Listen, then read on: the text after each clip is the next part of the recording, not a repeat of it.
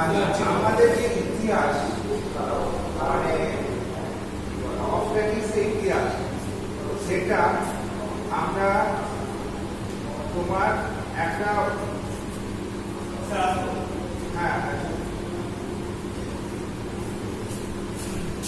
একটা লেটারের মাধ্যমে শো করি, ঠিক আছে? সেই লেটারটা হচ্ছে পি, পি পি বড় হাতের পি, এই পি দিয়ে আমরা ইতিহাসটা মানে অস্ট্যাটিক ইতিহাসটা আমরা শো করি ডেসিশনে। দেখবে তোমরা এখানে দেখবে এই যে দুটো কথা, একটা হচ্ছে প্যারিটি আর একটা হচ্ছে গ্র্যাভিটি, গ্র্যাভিটার G I V I V Y gravity. Parity কথাটা আসছে মাদার থেকে, গ্র্যাভিটি কথাটা আসছে প্রেগন্যান্সি থেকে। এই দুটো ওয়ার্ড মনে রাখতে পারলে এই ব্যাপারগুলো তোমার পরিষ্কার হয়ে যাবে, ঠিক আছে? এবার হচ্ছে কি N U L L I E A R A nullipara, আজকে কথাটা জিজ্ঞেস করছি, ঠিক আছে? নালি পেরা বলতে আমরা কি বুঝি? যে মহিলা কোনদিন এখন পর্যন্ত মা হতে পারে। নালি পেরা মানে প্যারিটি, প্যারিটি মানে যে মাদা, P0 G0, তার মানে P0 যেটা বলতে পারবো, যেটা এখানে 2 হতে পারে, 0 হতে পারে, 1 হতে পারে, 4 হতে পারে, বুঝতে পেরেছো? প্যারিটির জায়গা হচ্ছে এইটা, যিনি নালী পেরা তিনি হবেন P0, নালী Gravita, নালী Gravita pregnancy pregnancy বলে যে কি করে প্রেগন্যান্সিতে দেরি করে, দ্যাট ইজ নালী গ্র্যাভিটা। তখন এখানে প্লাস 0,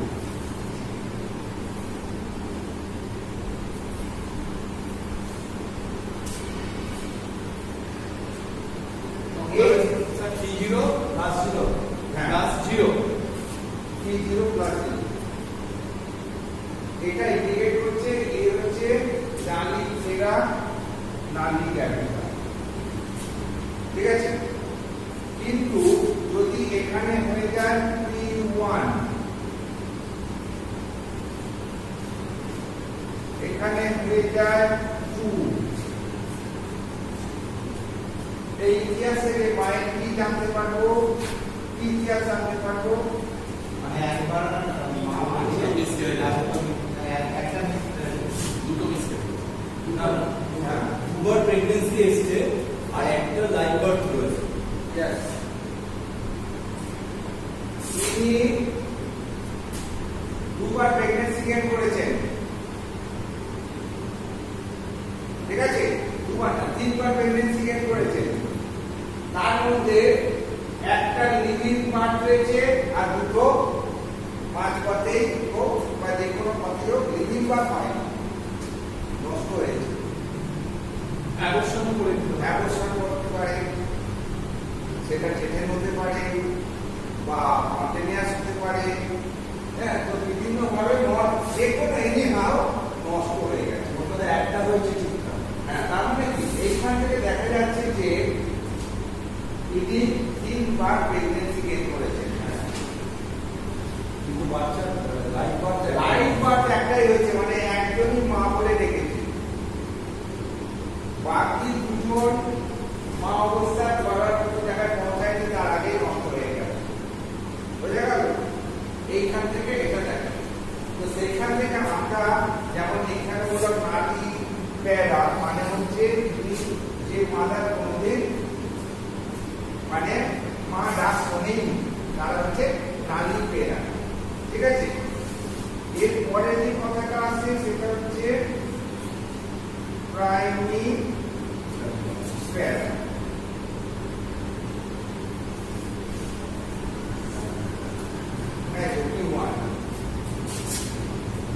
একটা যখন প্রথম যে মা ডাক শুনলো, দ্যাট ইজ একটা জীবিত সন্তানের মা, তিনি হচ্ছেন প্রাইমারি প্যারা। P1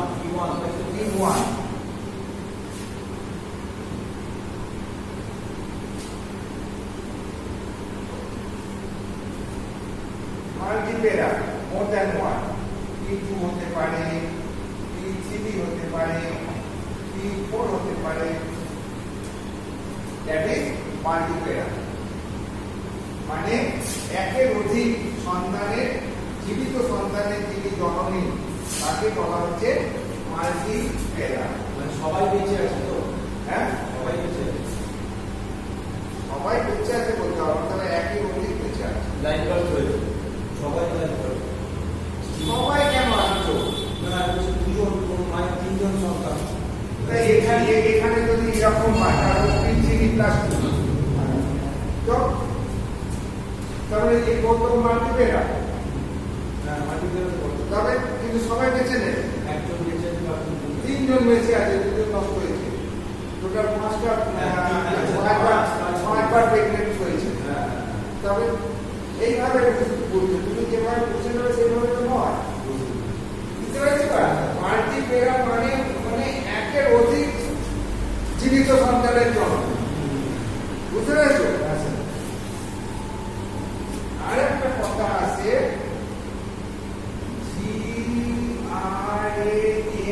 grand মাল্টিপেরা।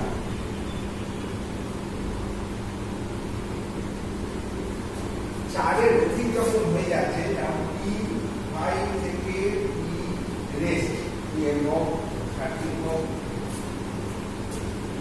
সন্তানের জননী, তাদের বলা হচ্ছে গ্র্যান্ড মাল্টিপেরা। চারের অধিক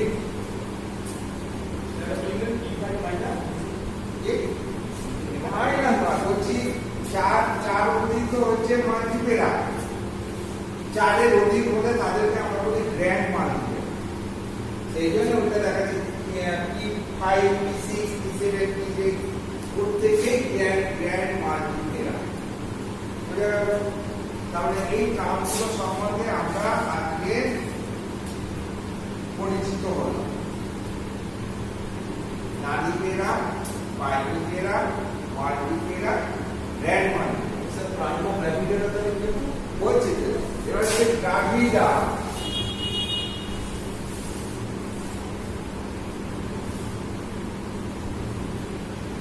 নারী গ্রাভিডা, প্রাইমি গ্রাভিডা, মাল্টি গ্রাভিডা।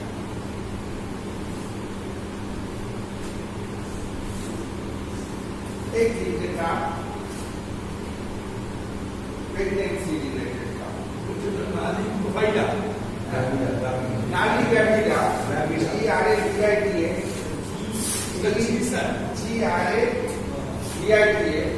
নারী গ্রাভিডা, সেই কোনদিন প্রেগনেন্সি হয়, যে মহিলা কোনদিন প্রেগনেন্সি গেইন করেনি তাকে বলা হচ্ছে নারী গ্রাভিডা। প্রাইমারি গ্রাভিডা যে প্রথম প্রেগনেন্সি গেইন করলো তাকে বলা হচ্ছে প্রাইমারি গ্রাভিডা। আর মাল্টি গ্রাভিডা যে একের অধিক প্রেগনেন্সি গেইন করেছে তাকে বলা হচ্ছে মাল্টি গ্রাভিডা।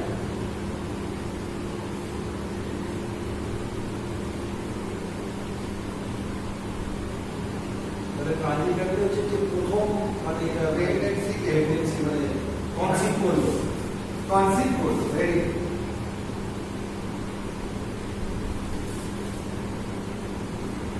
তার মানে এখানে মাল্টি গ্রাভিডা নারীকেরা হতে পারে, মাল্টি গ্রাভিডা নারীকেরা হতে পারে, বুঝতে পারছো? তাহলে প্রেগনেন্সি গেইন করলে যে প্যারিটি পাওয়া যায় মানে যতক্ষণ না লিভিং বার্থ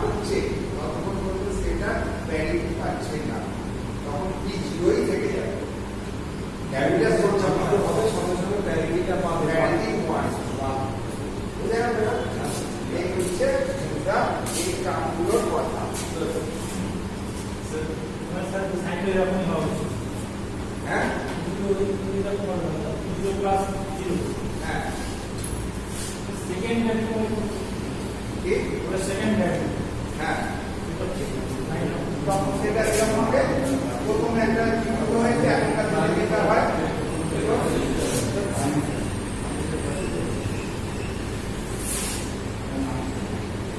এখানে কি হচ্ছে, আগে প্রেগনেন্সি ঘটেছিল তখন একবারে লাইফ বা চুক্তি ঘটেছে, সেই জন্য তার প্যারিটিও সে পেয়েছে।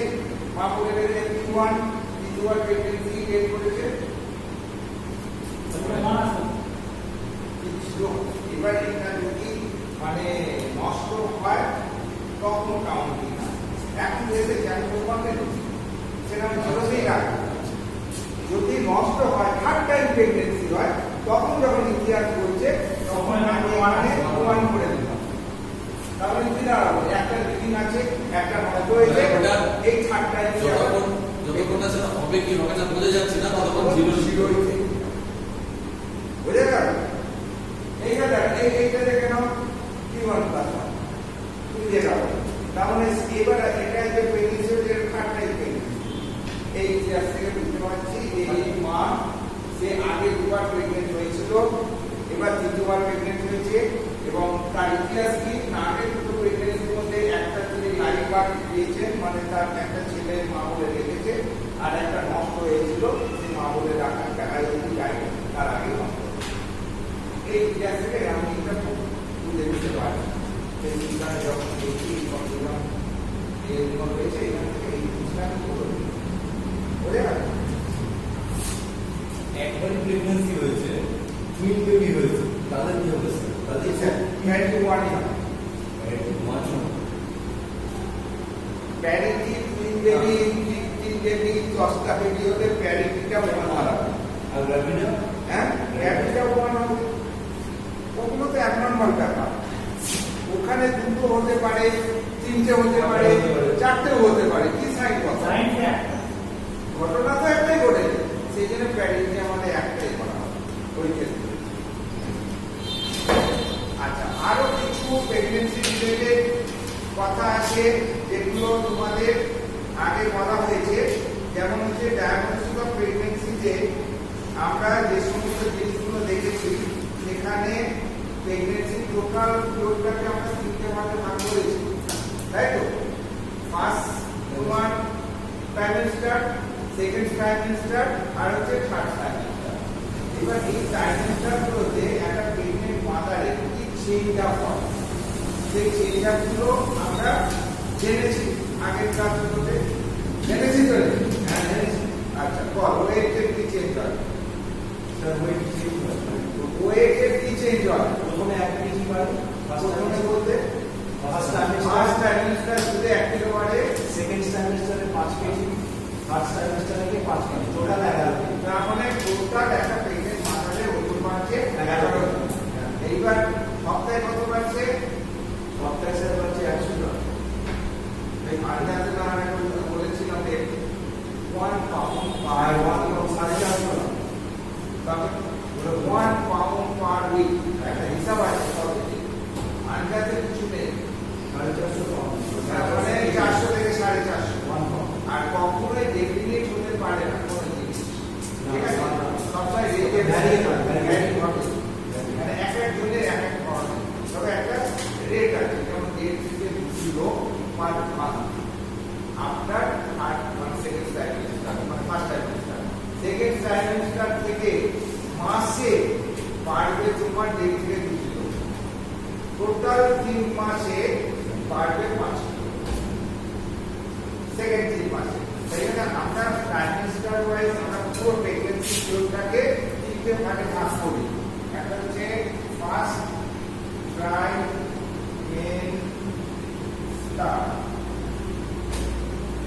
Second trimester, third trimester.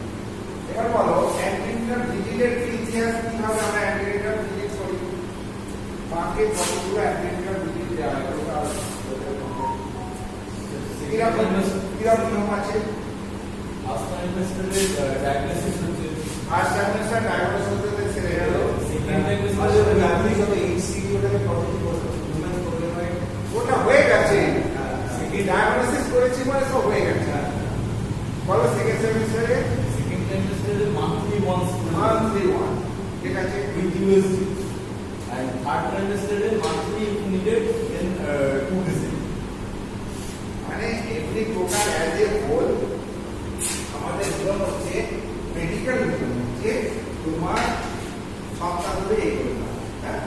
ধরো এই যে তোমার আপ টু মানে সেকেন্ড ট্রাইমেস্টার থেকে যে শুরু হচ্ছে, থার্ড ট্রাইমেস্টার হচ্ছে তোমার তো 28 সপ্তাহ, হ্যাঁ। তাই তো? তারপরে অনওয়ার্ড হচ্ছে তোমার 40 সপ্তাহ যদি ধরি, এটা হচ্ছে থার্ড ট্রাইমেস্টার, এটা 16 যদি ধরি, হ্যাঁ 16 28 কেজিও। তো এই যে first trimester, second trimester, first trimester week ধরে উইক ধরে।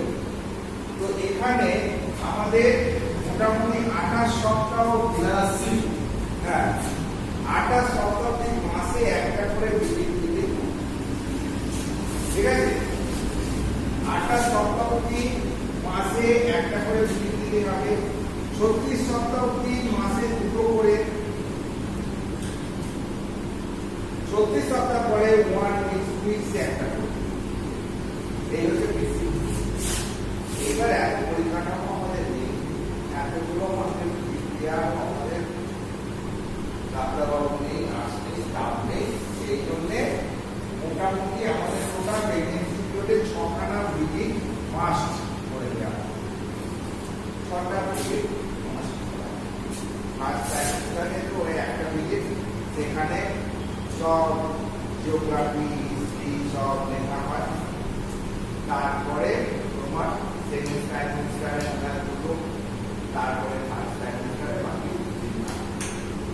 ফার্স্ট সেমিস্টার পড়ার জন্য ওরকম আমরা বললাম নিয়ম যেটা সেটা বলে দিয়েছি। হ্যাঁ। আর 16 থেকে 28 সপ্তাহ অবধি মাসে একটা করে, 28 থেকে 34 সপ্তাহ অবধি মাসে দুটো করে, 36 সপ্তাহ থেকে ডেলিভারি সপ্তাহে দুটো 28 মাসে একবার করতে হয় তো স্যার? মাসে একটা, 16 থেকে 28 সপ্তাহ। তারপর 28 থেকে 34 সপ্তাহ অবধি মাসে দুটো করে, মানে 15 দিন হবে। আর 34 থেকে লাস্ট রেস্ট সপ্তাহে একটা। এই হচ্ছে অ্যান্টিরিটার ভিজিটের ইতিহাস। এবার যে অ্যান্টিরিটার 20 থেকে লাস্ট সপ্তাহে একদিন করে। এইবার অ্যান্টিরিটার ভিজিটে কি করা হয়? এরপরে কোশ্চেনই আসবে অ্যান্টিরিটার ভিজিটে আমাদের কি করতে হবে? পরে তাহলে কি করতে হয় অ্যান্টিরিটার ভিজিটে? মায়ের রোগ অ্যান্টিরিটার ভিজিটে প্রথমে দেখবো ওয়েট ঠিক যাচ্ছে কিনা। প্রথমে দেখবো ওয়েটটা ঠিক যাচ্ছে কিনা। আমরা জানি ওয়েটের ইতিহাস বলেছি তোমাদের একটু আগে, যে মাসে 1.5 থেকে 2 কিলো বৃদ্ধি পাবে। আগের মাসে যা ওজন ছিল এই মাসে আসবে তার থেকে 1.5 থেকে 2 কিলো ওজন বৃদ্ধি। তাহলে আগের মাসে যদি 52 কিলো থাকে, এই মাসে মোটামুটি 54 মধ্যে থাকবে, 53 থেকে 54। যদি দেখা যায় যে 53-54 আছে, তবে জানবো যে এর ওয়েট গেইন ঠিক আছে। তারপরে কি দেখবো আমরা? Pressure, blood pressure. প্রেগনেন্সির সময় কিছু কিছু কন্ডিশন আছে যেখানে ব্লাড প্রেশার বেড়ে যেতে পারে, তাদের বলা হয় হাইপারটেনসিভ ডিসঅর্ডার ডিউরিং প্রেগনেন্সি। এই চ্যাপ্টারটাকে বলা হচ্ছে হাইপারটেনসিভ ডিসঅর্ডার ডিউরিং প্রেগনেন্সি, যার মধ্যে একটা আইসি হচ্ছে প্রি-এক্লেম্পসিয়া, তারপরে হচ্ছে এক্লেম্পসিয়া। ঠিক আছে? তো এই দুটো মেন সমস্যা প্রেগনেন্সি পিরিয়ডের সময় অনেক মায়েদের মধ্যে দেখা দিতে পারে। সেইটা আগে থেকে অ্যালার্ট হওয়ার জন্য আমাদের অ্যান্টিনেটাল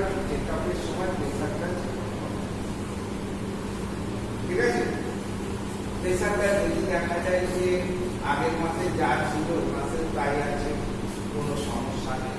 কিন্তু যদি পিরিয়ডে যদি দেখা যায় যে প্রেসার প্রথমে 110 ছিল, তারপরে মাসে 120 হলো, তারপরে মাসে 130 হলো, তাহলে হাই রিস্ক মাদার এবং তাকে প্রপারলি হাই রিস্ক মানে স্পেশাল কেয়ার নিয়ে তার ব্যবস্থাপনা বুঝে গেল। সেই জন্য প্রেশারটা জরুরি। 3 নম্বর যেটা আমাদের ম্যাক্সিমাম দেখা যায় দ্যাট ইজ অ্যানিমিয়া, অর্থাৎ রক্তাল্পতা রোগের রোগে আমাদের ইন্ডিয়ান যত মাদার আছে তাদের অধিকাংশই, ঠিক আছে। সেই জন্য অ্যানিমিয়া কতটা আছে ওই অ্যান্টিনেটাল কেয়ারে ওটা আমাদের চেক আপ করা এবং সেই অনুযায়ী তার যাতে রক্ত সাপ্লিমেন্টেশন হতে পারে সেই জন্য আয়রন আর ফোলেট সাপ্লিমেন্টেশন হিসাবে ওই অ্যান্টিনেটাল চেক আপকে দেখে নিয়ে তাকে দিয়ে দেওয়া বা প্রেসক্রাইব করে দেওয়া, বুঝে গেল। তারপরে যেটা খুব গুরুত্বপূর্ণ আইটেম যাকে শরীরের বিভিন্ন স্থানে এডিমা, অর্থাৎ শরীর ফুলছে কি ফুলছে না, বুঝতে পেরেছি। কারণ ওই যে হাইপারটেনসিভ বিজুয়ালার যাদের হবে তাদের দেখা যাবে শরীরের বিভিন্ন জায়গায় ফুলছে,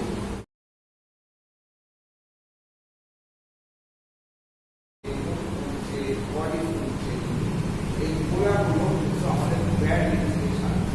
সেগুলো এটাকেও হাই রিস্ক মাদারের মধ্যে আমরা বুঝলেন। তো অ্যান্টিনেটাল চেকআপের মেন উদ্দেশ্যটা কি?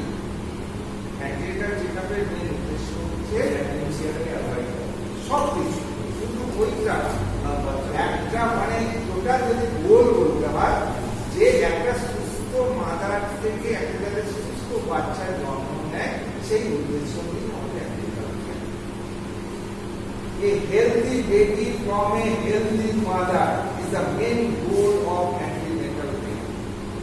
এক কথায় এটাই বুঝতে পেরেছেন। সেই জন্য আমাদের চেষ্টা করতে হবে প্রতিটা মা যেন বাচ্চা হওয়ার পরে সুস্থ থাকে এবং বাচ্চা যেটা দিচ্ছে সেটাও যেন বোঝা গেল। তার মানে এই যে অবস্টেট্রিক্সটা দাঁড়িয়ে আছে, অবস্টেট্রিক্সটা একটা বিদ্যা, মানে প্রেগনেন্সি রিলেটেড যত কিছুই অবস্টেট্রিক্সের মধ্যেই আছে, যেখানে স্বাভাবিক প্রেগনেন্সি, অস্বাভাবিক প্রেগনেন্সি, মাল্টিপল প্রেগনেন্সি, ঠিক আছে। এবার কথা হচ্ছে মাল্টিপল প্রেগনেন্সি কেন হয়, মানে টুইন প্রেগনেন্সি বলো, ট্রিপলেট বলো, কোয়াড্রেট বলো, এগুলো হচ্ছে কিভাবে? এগুলো জানতে গেলে আমাদের শুরুতে চলে যেতে হবে। স্যার অ্যান্টিনেটালকে ইউরিন টেস্ট করতে হয়, হ্যাঁ অ্যান্টিনেটালকে ইউরিন টেস্ট করতে হয়, অ্যালবুমিন লেভেলটা ঠিকঠাক আছে কিনা। হ্যাঁ, ব্লাড ওগুলো প্রশ্ন করে নিন। অ্যান্টিনেটাল থেকে ফার্স্ট ভিজিট যেটা, সেখানে তোমার টেস্ট টেকিং প্লাস তোমার ইনভেস্টিগেশন, শুধু তো ওই নয়, তোমার যত ধরনের বিডিআরের কিছু আছে কিনা, হেপাটাইটিস বি আছে কিনা, কোনো গনোরিয়া আছে কিনা, যে সমস্ত জিনিসগুলো প্রেগনেন্সিকে ইনফ্লুয়েন্স করতে পারে সেই সমস্ত কিছু রোগ আছে কিনা সব দেখে নেওয়া হয়। বিগিনিং এর ইতিহাসে আমাদের যদি ফিরতে হয়, একটা হচ্ছে এরকম ট্রাইগোনাল এ থাকে, দুটো নট থাকে। আচ্ছা, এইখানে যখন ফার্টিলাইজ হচ্ছে এটা অ্যাম্পুলাসে ফার্টিলাইজেশন হয়, মানে একটা মেল কোনিউক্লিয়াস একটা ফিমেল কোনিউক্লিয়াস দুটো ইউনাইট হয়ে একটা ফুলের জাইগোট তৈরি হয়, যেটা হচ্ছে বিগিনিং অফ লাইফ। এবং যেটা ঘটে কোথায় না ফিমেল যে ইউট্রাইন ক্যানাল আছে, মানে ইউট্রাইন টিউব আছে, যার অপর নাম হচ্ছে ফ্যালোপিয়ান টিউব, তার যে মোস্ট ডাইরেক্টেড পোর্শন আছে সেই পোর্শনে এখানে জাইগোটটা তৈরি হয়।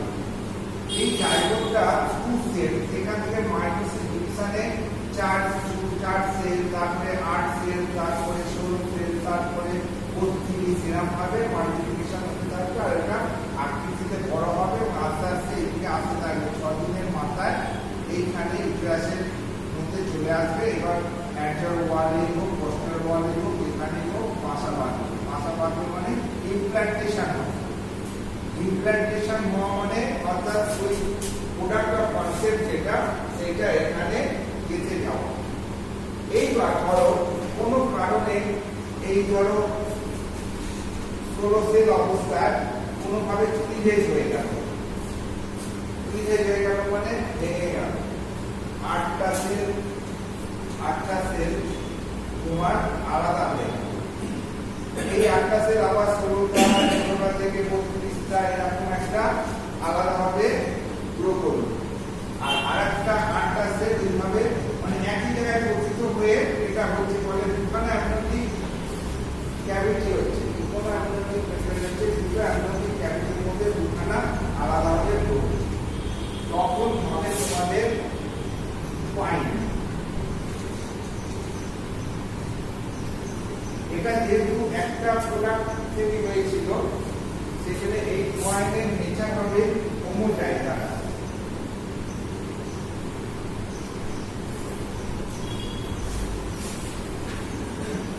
হোমোজাইগাস এই পয়েন্টের নেচার হবে হোমোজাইগাস, অর্থাৎ যদি নিয়ে হবে তাহলে অর্থাৎ সেক্সুয়াল ভ্যারিয়েশন যেহেতু একটা কনসেপ্ট থেকে হয়েছে। এইখানে তোমাদের সেক্সুয়াল কিছু নম্বর একটা মেল নিউক্লিয়াস, হ্যাঁ, এখানে ক্রোমোজোম আছে তোমার অর্ধেক এক্স আছে, অর্ধেক ওয়াই আছে। বুঝতে পেরেছো? কারণ একটা ধরো মেল এর সময় যে স্পাম থাকে সেই স্পাম গুলো তো প্রায় মিলিয়ন স্পাম থাকে।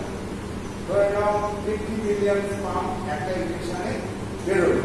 সেই 50 মিলিয়নের স্পামের মধ্যে 25 মিলিয়ন আছে এক্স ভ্যারাইটি, 25 মিলিয়ন আছে ওয়াই ভ্যারাইটি। এই এত মিলিয়নের মধ্যে একখানা স্পাম শুধু ওভাবের সঙ্গে মিলিত হবে না, একখানা স্পাম মিলিত হবে। এই একটা স্পাম এখানে এক্স ওয়াই দু প্রকারেরই আছে, তার মধ্যে থেকে একটা স্পাম ইউনাইট করবে। তার মানে স্পাম তোমার হয় এক্স নয় ওয়াই, যে কোনো এক ধরনের স্পাম পাবো। হ্যাঁ, তোমার ফিমেল যে আছে এ অলওয়েজ এক্স, এ ফিক্সড একদম এক্স। এবার এর সঙ্গে যদি কোনো স্পাম ওয়াই ক্যারি স্পাম যদি এর সঙ্গে মিলিত হয়ে এই জাইগোটটা তৈরি হয় তখন ক্যারেক্টার কি দাঁড়াবে এক্স ওয়াই, অর্থাৎ এম এ বেবিটা যেটা হবে সেটা মেল বেবি হবে। ঠিক আছে?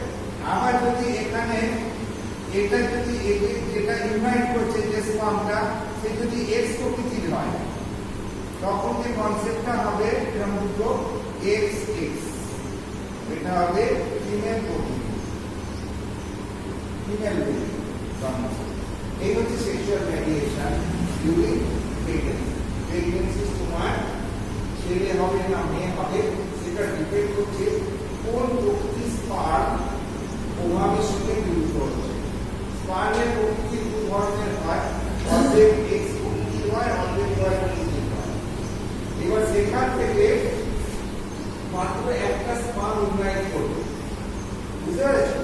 অর্থাৎ একটা স্পার্ম যদি ইউনাইট করবে কোন প্রকৃতির স্পার্ম ইউনাইট করছে তার উপরে ডিপেন্ড করবে যে সেক্সের ভ্যারিয়েশনটা, অর্থাৎ যে প্রোডাক্টটা হচ্ছে মানে যে অতিথি আসছে সে মেয়ে হয়ে আসছে না ছেলে হয়ে আসছে। এইবার যদি হোমোজাইগাস টয়েন হয়, এখানে প্রকৃতিটা যদি মেল হয়, মেল প্রকৃতির জাইগোট ছিল এক্স ওয়াই, তো তখন এরা ডিভিশন হয়েছে বলে টয়েন হয়েছে, তখন হয়ে যাবে হোমোজাইগাস। অনেক সময় কি হয় দুটো ওভাম একসাথে কাজ করে থাকে, দুটো ওভাম একসাথে কাজ করে ফেলার জন্য দুটো ওভারই একসাথে কাজ করে যাওয়ার জন্য দুটো ওভাম শিখতে হয়, যেগুলো সাথে ইনডিউস প্রেগন্যান্সি করানো হয়। ইনজেকশনের মা হতে পারছে না, তাদেরকে ইনজেকশনের সাহায্যে ইনজেকশন করিয়ে মা হওয়ার চেষ্টা করানো হচ্ছে। এবার তাদের ইতিহাসে দেখা যাবে যে ম্যাক্সিমাম পয়েন্ট সেক্ষেত্রে কোনো জায়গা হতে পারে, এটার জায়গা হতে পারে। ঠিক আছে? অর্থাৎ দুটো যদি আলাদা প্রকৃতি প্রভাব উৎপন্ন হয় এক পিরিয়ডে, তখন যদি তারা দুটো যদি ধরনের স্পাম দ্বারা ফার্টিলাইজ হয়, তবে দু ধরনের এটার জায়গা সময় আসে। ঠিক আছে? তবে কমন ভ্যারাইটি সবসময় সিরিজের মাধ্যমেই হয়, মানে একটাই প্রোডাক্ট হয় প্রথমে, সেইটা ভেঙে দিয়ে দুটো, তারপরে দুটো অবস্থায় যদি একটা অবস্থায় যদি আবার এই অবস্থায় যদি আবার ভেঙে যায়, তিনটে, আবার যদি ওদিকেরটাও যদি আরো ভেঙে যায় চারটে, তারপরে যদি আরো একটা ভেঙে যায় পাঁচটা, এরকম ভাবে তোমার মানুষের ইয়ে হতে পারে। বুঝতে পেরেছো? আর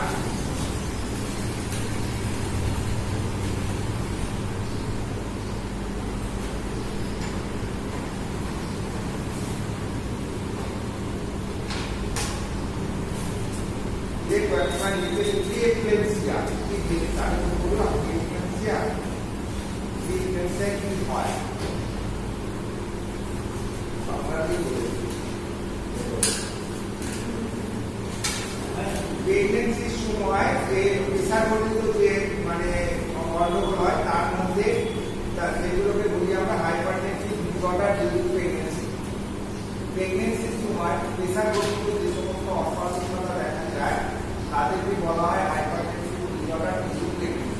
হলো ফার্স্ট কথা, প্রেগন্যান্সির সময় পেশা সংক্রান্ত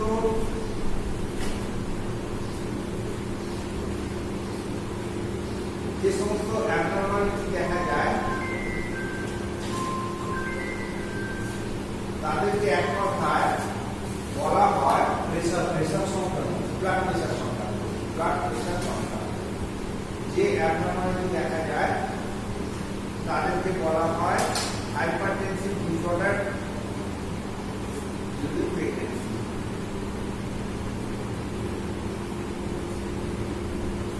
তার মধ্যে সবচেয়ে কমন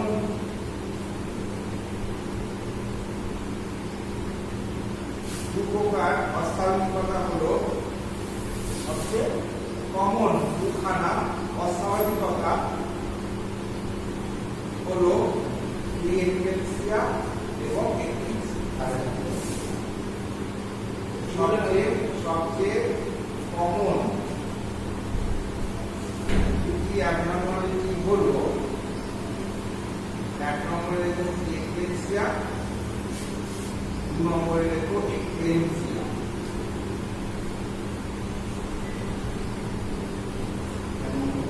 প্রি-এক্লেমসিয়া, প্রি-এক্লেমসিয়া, প্রি-এক্লেমসিয়া বাংলাতে লিখতে পারো। হয়েছে? প্রি-এক্লেমসিয়া, প্রথমে প্রি-এক্লেমসিয়া, তারপরে এক্লেমসিয়া। কারণ প্রি-এক্লেমসিয়া না হলে এক্লেমসিয়া হয় না। বুঝতে পেরেছো? সেই জন্য এবার লেখো প্রি-এক্লেমসিয়া।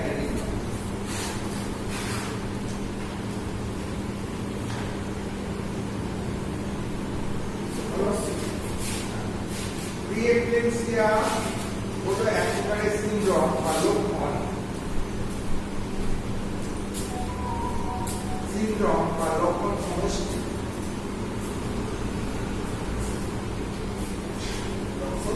সমষ্টি, লক্ষণ সমষ্টি। প্রি-এক্লেমসিয়া হলো এক প্রকারের সিনড্রোম বা লক্ষণ সমষ্টি যাহা গর্ভাবস্থার 20 সপ্তাহ পরে মায়ের শরীরে প্রকাশ পায়। যাহা প্রেগন্যান্সি 20 উইকস এর পরে মায়ের শরীরে প্রকাশ পায়।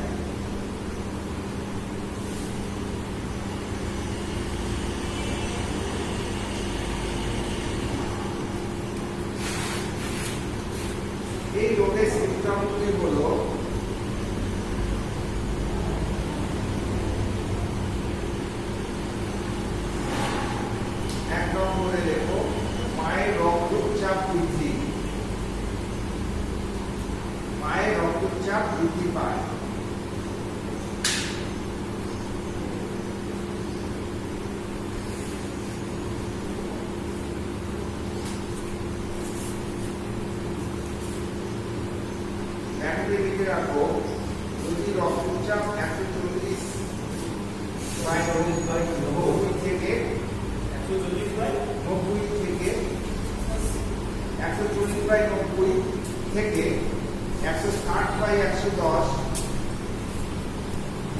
mmHg হয়,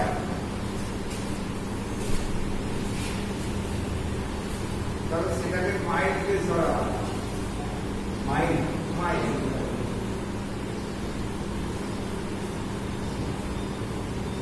আর যদি 160/110 মিলিমিটারের থেকেও বেশি বৃদ্ধি পায় তবে সেটাকে মাইল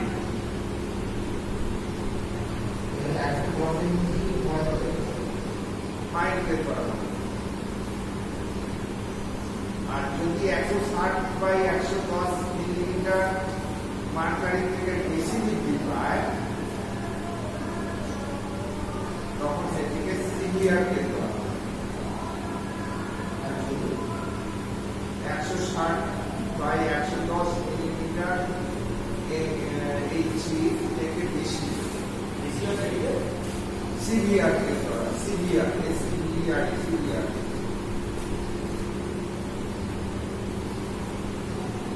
এক নম্বর। 2 নম্বর দেখবে গর্ভবতী মায়ের ওজন অস্বাভাবিক বৃদ্ধি পায়।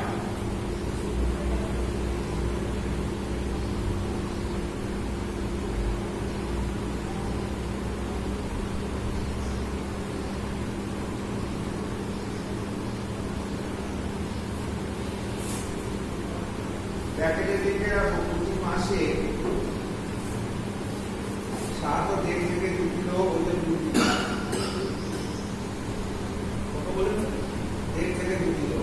এটা তো সব কম হয়। ব্র্যাকেটে লিখতে বলছি প্রতি মাসে স্বভাবত 1 থেকে 2 কিলো ওজন বৃদ্ধি পায়, কিন্তু যদি ওজন বৃদ্ধি 5 পাউন্ডের থেকে বেশি হয়, যখন মায়ের ওজন প্রতি মাসে 5 পাউন্ডের থেকে বেশি হয় তখন অস্বাভাবিক ওজন বৃদ্ধি ধরা হয়। এটা ব্র্যাকেটে লিখে রাখতে হবে। কিন্তু কোনো যখন গর্ভবতী মায়ের ওজন অস্বাভাবিক বৃদ্ধি পায়, তাহলে অস্বাভাবিকটা কি করবো? 5 পাউন্ডের বেশি হলে তাকে অস্বাভাবিক করবো। আর 3 নম্বর হচ্ছে গর্ভবতী মায়ের সারা শরীরে ইডিমা দেখা যায়। প্রথমে পা ফুলে, তারপর অংশ সারা শরীরে ওটা প্রকাশ পায়। 3 নম্বর সিম্পটম। তাহলে বলবে 3 নম্বরটা গর্ভবতী মায়ের সারা শরীরে ইডিমা দেখা যায়। ইডিমা প্রথমে পা ফুলে, তারপরে শরীরের অন্যান্য অংশেও ইডিমা প্রকাশ পায়।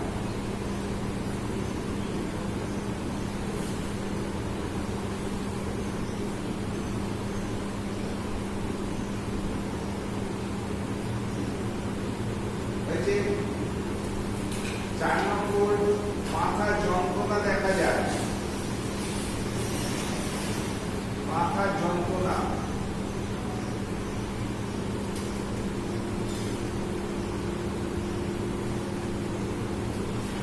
কখনো মাথার সামনের দিকে, আবার কখনো পিছনের দিকে এই যন্ত্রণা হতে থাকে।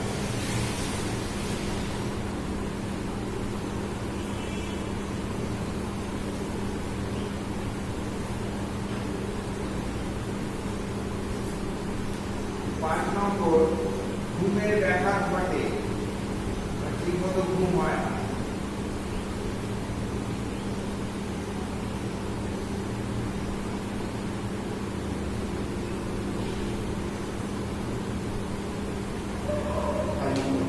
পাঁচ নম্বর ঘুমে ব্যাঘাত ঘটে।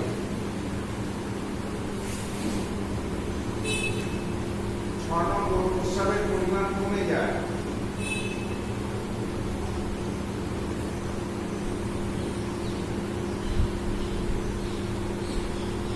7 নম্বর পেটের উপরিভাগে যন্ত্রণা দেখা দেয়।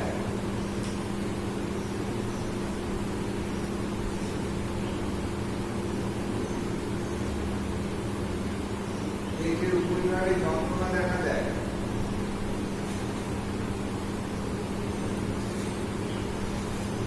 8 ঝাপসা দেখে। 8 নম্বর, চোখের দৃষ্টিশক্তি কমে আসে বা ঝাপসা দেখে।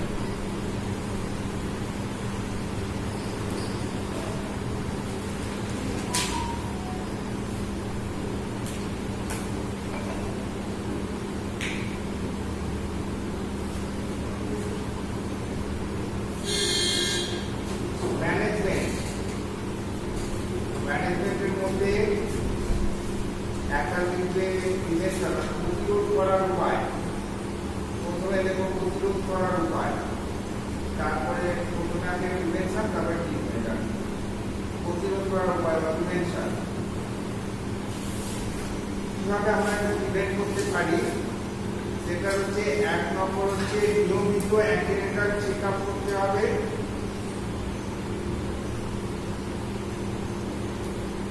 এক নম্বর হচ্ছে নিয়মিত অ্যান্টিনেটাল চেক আপ করতে হবে।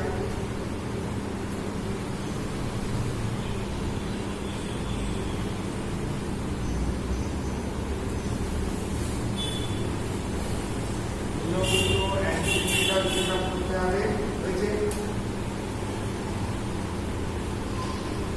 2 নম্বরে লিখবে প্রয়োজনীয় বেড রেস্ট, অর্থাৎ 2 ঘন্টা দুপুরে খাওয়ার পর এবং 8 ঘন্টা রাত্রিরে বেড রেস্ট নিতে হবে।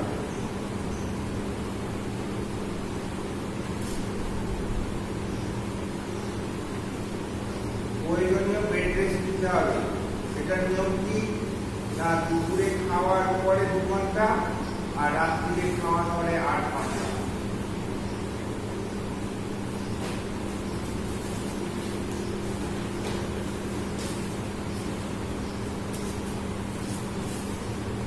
প্রয়োজনীয় বেড রেস্ট হলো দুপুরে খাওয়ার পর 2 ঘন্টা আর রাত্রিরে খাওয়ার পর 8 ঘন্টা। 3 নম্বর যে সহজ পাচ্য পুষ্টিকর খাবার দিতে হবে, সহজ পাচ্য পুষ্টিকর খাবার দিতে হবে।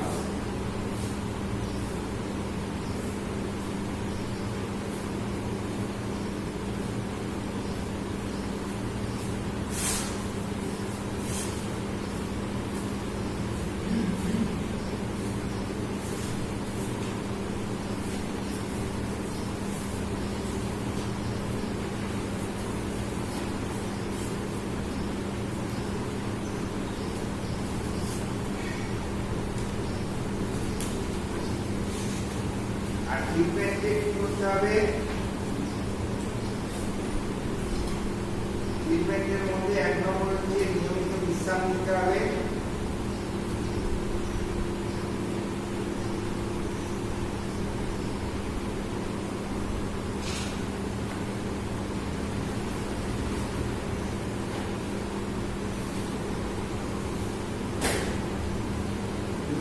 তেল ও লবণ জাতীয় খাবার নিষিদ্ধ করতে হবে। বলুন স্যার। তেল ও লবণ জাতীয় খাবার নিষিদ্ধ করতে হবে।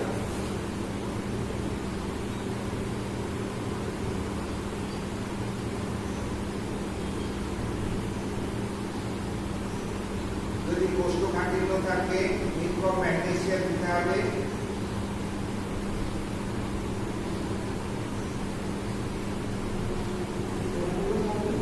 মিল্ক অফ ম্যাগনেসিয়াম,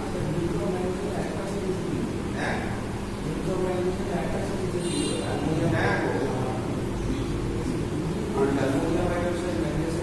ওটা না, ওটা মিল্ক অফ ম্যাগনেসিয়াম হবে না। মিল্ক অফ ম্যাগনেসিয়াম দেওয়া হয়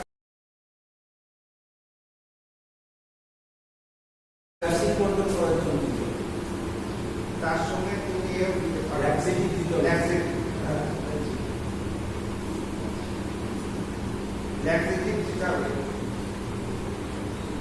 4 নম্বরে ঘুমে ব্যাঘাত থাকলে ডায়াডিপাম জাতীয় ঔষধ দিতে হবে।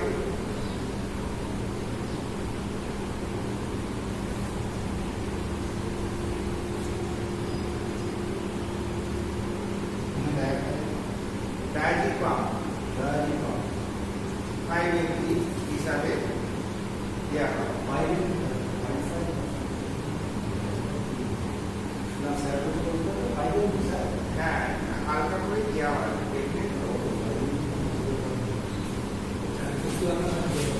প্রস্রাবের পরিমাণ যদি খুব কমে যায় তবে ডায়াবেটিস তুমি শুধু ডায়াগ্রাম দিতে রাখো 5 নম্বরে দেখো প্রস্রাবের পরিমাণ যদি কমে যায় তবে ডায়াবেটিস দিতে হবে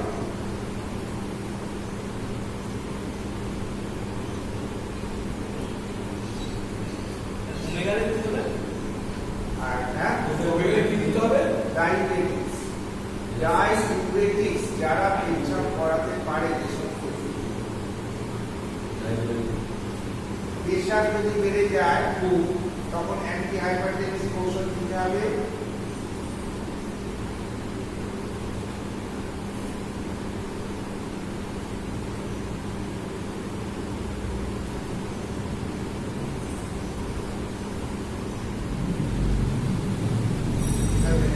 হ্যাঁ অ্যান্টি হাইপারটেনসিভ ওষুধ দিতে হবে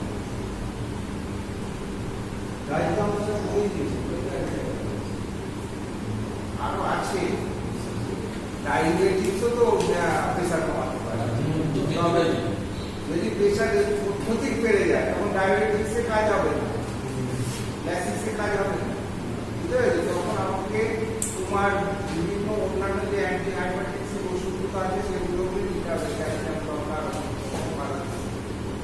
আর খুব বাড়াবাড়ি হলে লাস্ট অপশন খুব বাড়াবাড়ি হলে হসপিটালে যেতে হবে ব্যাস হসপিটালাইজেশন যদি খুব বাড়াবাড়ি হয় তখন হসপিটালাইজেশন করাতে হবে সবসময় দিতে দিতে হবে।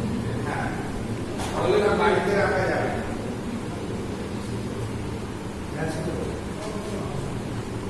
আচ্ছা আমরা আগে যে লেবারকে করেছিলাম লেবারে কটা ভাগ করেছিলাম মানে কটা স্টেজ করেছিলাম তিনটে কি তো ফার্স্ট থেকে প্রথম আপনার সার্ভিস মুভমেন্টটা কটা ঘটনা বলেছিলাম কি ঘটনা প্রথমে অ্যান্টিবায়োটিক ফ্লুইড হচ্ছে ওটা না আগে আর ওটা সার্ভিস প্রথমে ডাইরেক্ট হবে আর ঘটনা বর্তমান সার্ভিসটা লেবার পেন ওইটাই যদি না হয় দুটো কি করবে ফার্স্ট ঘটনা কি করবে না লেবার পেন আগে লেবার পেনটা তুলতে হবে তারপরে জল ভাঙা অমুক করা অন্য হচ্ছে তো ফার্স্ট ঘটনা কি লেবার পেন যে উঠলো সার্ভিসের মুখে উঠতে থাকবে তার মানে সেটা কি বলি আমরা সার্ভাইভাল ডায়াবেটিস ঠিক আছে এবার সার্ভাইভাল ডায়াবেটিস পূর্ণ হলেই ব্যাকআপ মেমব্রেন ফর্মেশন হবে মানে ওই যে শরীরে বাচ্চারা আছে সেই শরীরের কিছুটা অংশ ওই একটা বেরিয়ে আসবে অ্যামনিওটিক ফ্লুইড সময় হ্যাঁ তাকে বলছি ব্যাকআপ মেমব্রেন এবার ওটা বাস করবে তারপরে জল মাখা তার মানে এবার বাচ্চার সেকেন্ড স্টেজ অফ লিভার শুরু হয়ে গেল মানে এবার বাচ্চা ডেলিভারি তখন বাচ্চার মাথাটা আমার পেরিনিয়ামের মধ্যে স্ট্রেচ আপ হয়ে যাবে দেখা যাবে কালো চুলগুলো দেখা যাচ্ছে অথচ বেরোতে পারছে না তখন আমাকে কি করতে হবে একটা ছোট্ট ইনসিশন দিতে হবে তাকে বলি আমরা এপিসিওটমি এপিসিওটমি দিলে পরে বাচ্চার হেডটা মানে যেটা প্যাসেজটা বড় হয়ে যাবে বাচ্চার হেডটা ডেলিভারি দুটো প্রান্তগুলো পিউরিক আছে আর সাবপিউরিক আছে আটকে থাকছে তখন আমাদের হাতে করে করতে হবে মাথাটা যখনই বাচ্চাদের আমাকে বেরিয়ে এসে ল্যাটারাল রোটেশন হবে কাজ হয়ে যাবে পরপর করে যারা কাজ সোজা বেরোবে এরকম বেরোবে বেরিয়ে কাজ হয়ে যাবে এরকম কাজ যাতে পিউরিক আছে আর না হয় এটা কোনো এক্সটার্নাল রোটেশন তার আগে ভেতরে ইন্টারনাল রোটেশন হয়েছিল যখন ডেলিভারি হচ্ছে না সেই সময় ইন্টারনাল রোটেশন হয়ে তারপরে এক্সটেনশন হবে এক্সটেনশন হয়ে এরকম হবে যে বাইরে এসে মাথাটা এক্সটার্নাল রোটেশন হয়ে এরকম সাইড হয়ে যাবে তখন আমাদের হাত দিয়ে দুটো সাইড করে এখন একটু করলে একটা আন্দাজ করে করলে ওই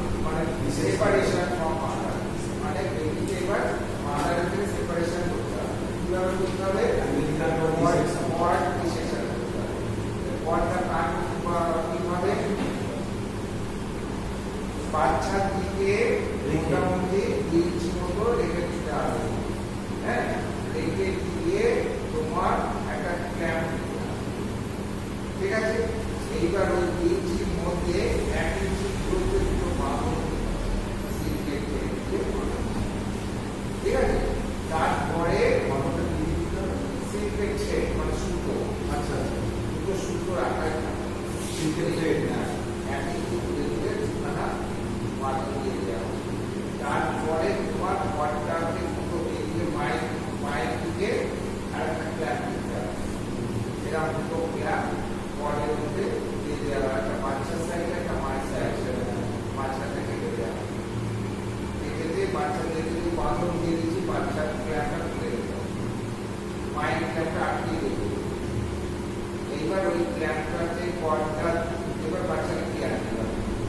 কিরম কেয়ার নেওয়া দিয়ে আপলোড করা হয়, ব্যাপার নিগোনিয়াম আছে কিনা, সার্কোসার্কাম চলছে কিনা, এসব দেখে দিলাম। দিয়ে অধিকাংশ বাচ্চা নিয়ে খেতে বেরোলো, সঙ্গে সঙ্গে করে কেটে দিল। তারপরে Respiration চালু হয়ে যাবে। এইবার মুখটা একটু নিগোনিয়াম পরিষ্কার করে কাপড় ছেড়া করে ওখানে সেগুলোকে পরিষ্কার করে নিয়ে আলাদা করে মাকে দেখানো হয়। ফার্স্ট আলাদা দেখো তোমার কি হয়েছে, মা দেখবে ছেলে হয়েছে না মেয়ে হয়েছে, বলুন কি হয়েছে।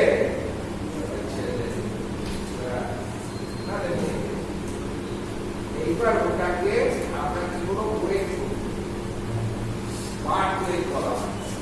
ওয়েট করার পরে আমরা কি করবো, পরিষ্কার উষ্ণ একটু গরম জল বা অ্যান্টিবায়োটিক গরম জল দিয়ে ভালো করে বাচ্চাটাকে পরিষ্কার করবো।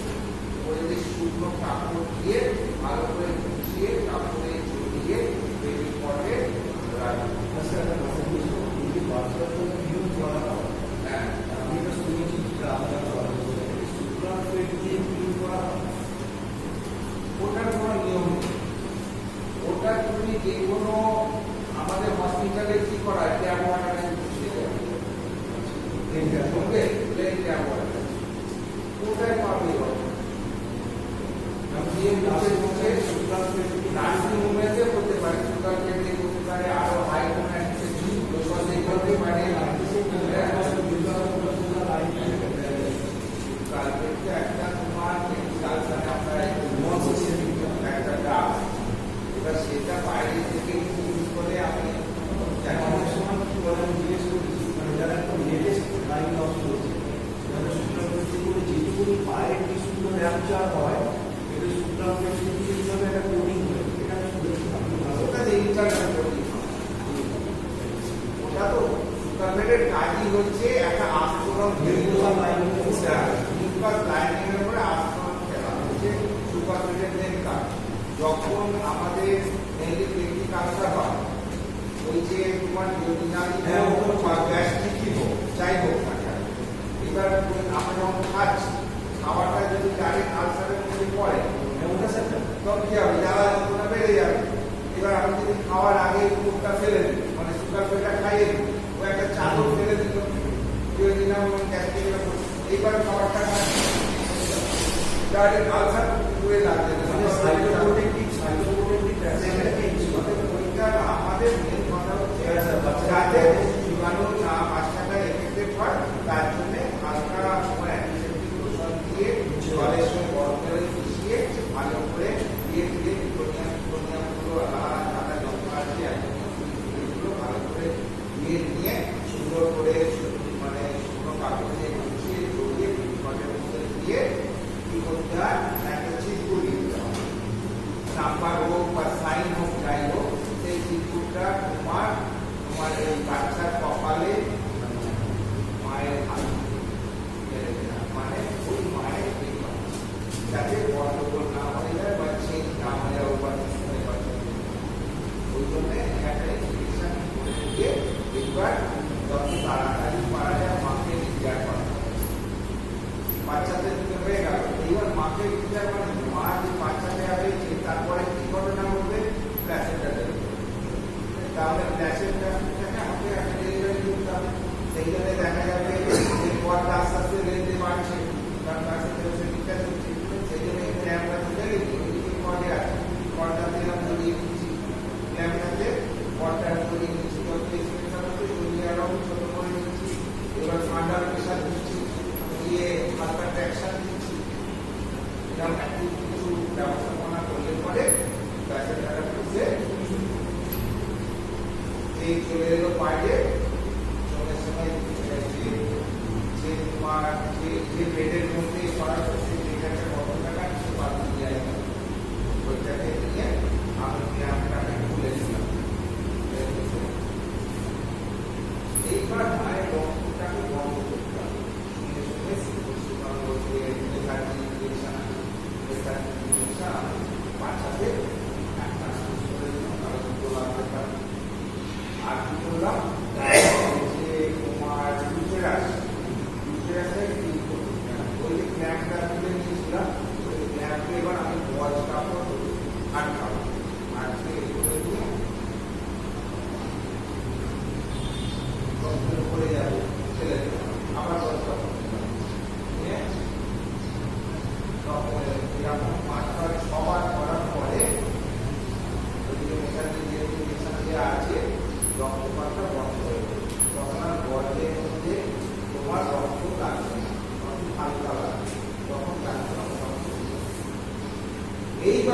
তাহলে এই সেকশন করতে হবে কোনো ইনজুরি হয়েছে কিনা বাচ্চাকে। আর যদি আমি এই কিছুটা দিয়ে দিই সেটা তো আমি দিয়েছি, আমি জানি কোথায় দিয়েছি, সেটাকে আমাকে রিপেয়ার করে হিসেবে দেওয়ার উদ্দেশ্য একটাই, যে একটা নলের মধ্যে দিয়ে যখন একটা বাচ্চা বেরোচ্ছে তখন নলের যে কোনো জায়গা ছিঁড়ে যেতে পারে। এই হিসেবে দিচ্ছে আমার একটা নির্দিষ্ট জায়গায়, সেই জায়গাটা আমার জানা এবং সুবিধাজনক জায়গা যেখানে আমি সেখানে রিপেয়ার করতে পারবো, সেই জন্যই হিসেবে। এবার আমি যেহেতু সুবিধাজনক জায়গা দিয়েছিলাম সেটাকে আমি সেলাই করে ক্যাটটা দিয়ে দুটো লেয়ারে বা তিনটে লেয়ারে যার যেমন ফিটনেস হয় সেই অনুযায়ী ওটা করবো। প্রথমে একটা লেয়ার ভেতরে মাসিক লেয়ারে দেওয়া হয়, তাহলে দুটা হাতটা একটা পাঁচটা এতটা কমে আসবে। তারপরে আরেকটা লেয়ারে তার দুটো লেয়ারে দিলাম, আরো হয়ে গেল। এইবার থাকে ক্যাটগার্ডের যে বৃষ্টি যেহেতু যারা কানাডাতে কোনো ব্যাপার থাকবে ভাইরাস বাদ ক্যারেন্টার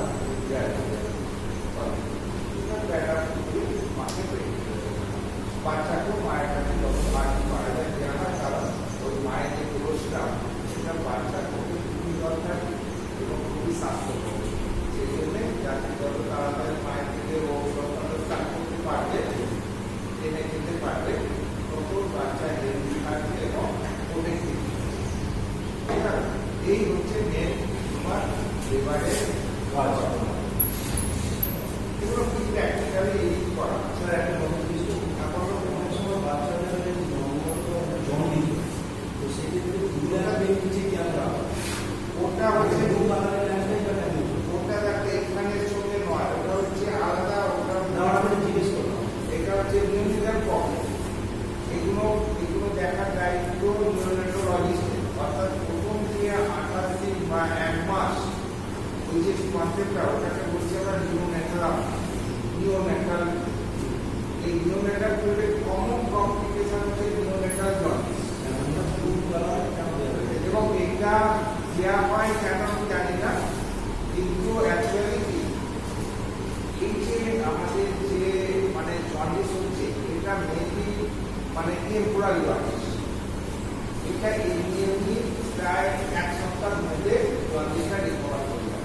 এই একটা যে এনভায়রনমেন্টাল চেঞ্জ হলো, এই যে এতদিন যে মাইন্ড যে সমস্ত জিনিসগুলো ও রক্তগুলো ছিল, ঠিক আছে, সেইগুলো কি হচ্ছে, সেইগুলো থেকে মানে তার মায়ের রক্ত দিতে হচ্ছে, সেইগুলো তো ডিস্ট্রাকশন হবেই।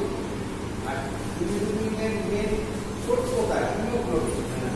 তো নিউরোনেটাল যে ম্যাটারনাল হিমোগ্লোবিন ছিল, এবার এর যখন নিজস্ব একটা সার্কুলেটরি সিস্টেম হয়ে গেল, তাহলে ওগুলো ডিস্ট্রাকশন হয়েছিল, তার জন্য হচ্ছিল বিলিরুবিন বেশি পরিমাণে উৎপন্ন হচ্ছে। এইবার ওইটা আস্তে আস্তে বিভিন্ন মাধ্যমে এই পায়খানার মাধ্যমে বেরিয়ে যাবে 1 সপ্তাহের মধ্যে।